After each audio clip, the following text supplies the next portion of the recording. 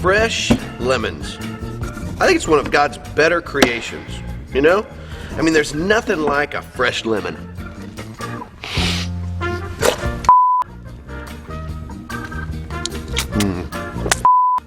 Lemons on their own aren't really good.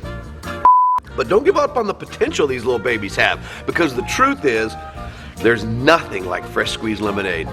I mean, it's a hot summer day, you come inside, somebody's poured you some fresh squeezed lemonade. It's great, but it's a pain to make.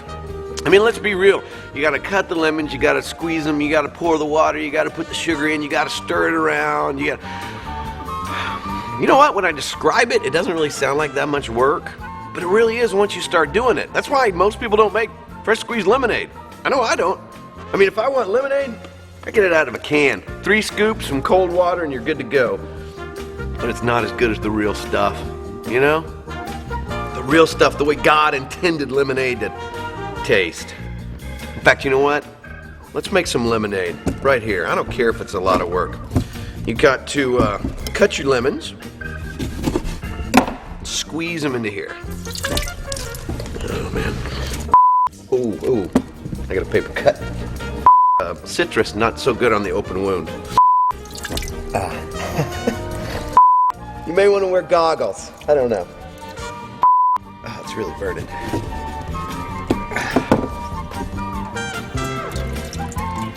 Okay, that's it. Dude, I can't squeeze all of these.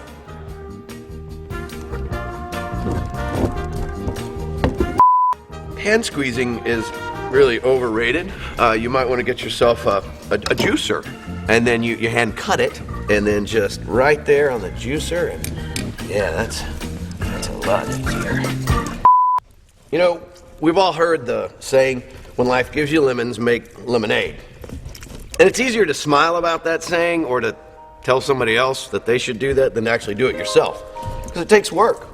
But that's actually a good philosophy in life. In fact, it's biblical. I mean, you look through, the whole Bible is filled with people who turn their defeats into victories. They turn their trials into triumphs. Instead of being victims, they became victors.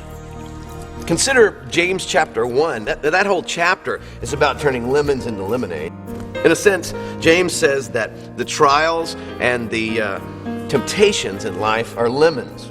And if we are overcome by our trials or we give in to our temptations, then we'll end up having a sour life that leaves a bitter taste in our mouth.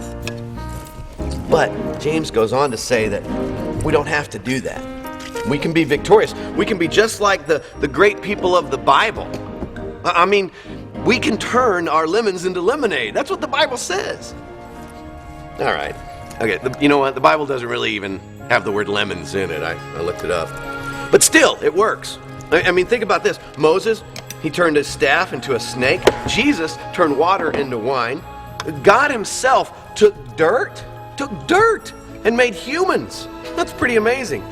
I think it's easy enough to say that God is interested in taking things that seem useless and making something great out of them. And we have that same potential. The question is this. You can either let your lemons in life, your trials and your triumphs overcome you, or you can make lemonade. As for me, I'm interested in some lemonade. Looks just like what Grandma made. Cheers.